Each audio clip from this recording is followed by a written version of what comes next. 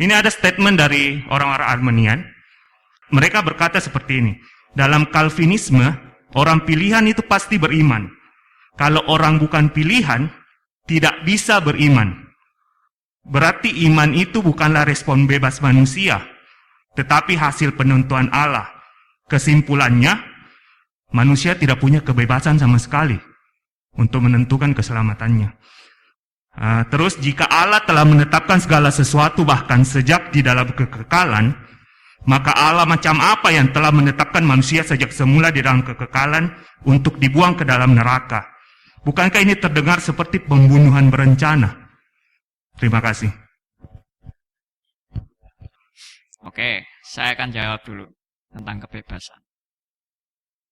Kebebasan orang yang mati rohani adalah kebebasan menikmati dosa.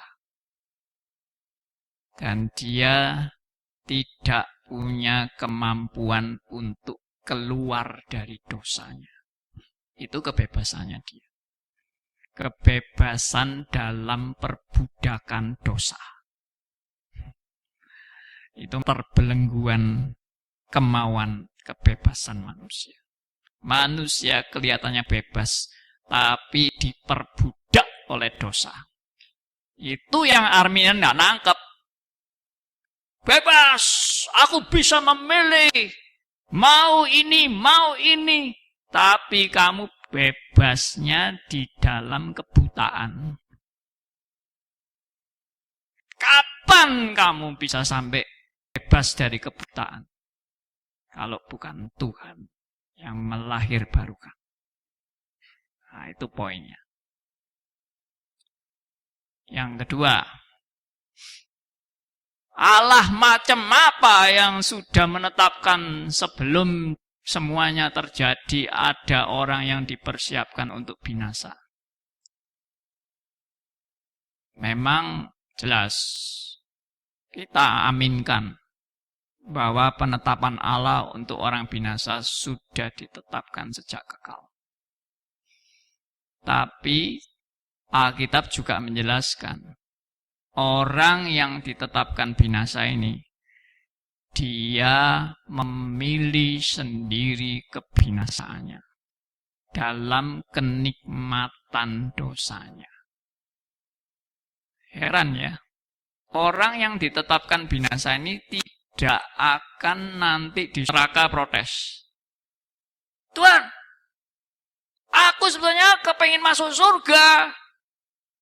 Tapi gara-gara engkau yang sudah menetapkan sampai aku tidak bisa masuk surga. Tidak ada orang protes gitu. Kenapa? Semua orang yang masuk neraka akan sadar, aku memang sepatutnya masuk neraka. Karena pemberontakanku kepada Allah. Jadi antara memang Allah menetapkan dan antara tanggung jawab manusia tidak saling meniadakan. Makanya ada seorang teolog yang menggambarkan kebebasan dan penetapan Allah itu seperti dua rel kereta api yang sejajar dan tidak pernah menyempit atau melebar, sejajar terus. Satunya kedaulatan Allah, satunya tanggung jawab manusia. Kedaulatan Allah tidak menghilangkan tanggung jawab manusia. Tanggung jawab manusia tidak mengurangi kedaulatan Allah.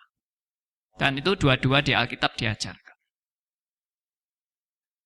Saya waktu mulai memahami doktrin predestinasi, saya terkejut dengan dua hal di dalam Alkitab. Yang pertama adalah penabur gandum dan penabur lalang. Kalau Anda perhatikan di Alkitab, dari sejak awal sudah ada penabur benih gandum. Dan selain itu ada penabur benih lalang. Yang benih gandum jadi gandum. Yang benih lalang jadi lalang. Dan tidak pernah ada perpindahan. Lalang jadi gandum dan gandum jadi lalang. Enggak pernah. Gandum ya jadi gandum, lalang ya jadi lalang. Sudah sejak awal. Luar biasa, kamu mau menyangkal kebenaran ini. Lalu ada hamba Tuhan yang khotbah, saudara-saudara, dulu saudara-saudara ini lalang-lalang. Sekarang saudara bertobat jadi gandum-gandum, puji Tuhan. Ya, tidak ada di Alkitab perubahan lalang jadi gandum, itu tidak ada. Dari dulu ya gandum. Lalu saudara ini dulu kambing-kambing. Sekarang jadi domba. Puji Tuhan, kambing-kambing yang bertobat. Tidak pernah di Alkitab ada tertulis kambing bertobat jadi domba. Tidak ada. Kambing tetap kambing, domba tetap domba. Lah orang bertobat itu bagaimana, Pak? Orang bertobat itu adalah domba di luar kandang ditemukan oleh gembala yang baik dan dibawa ke kandang yang benar.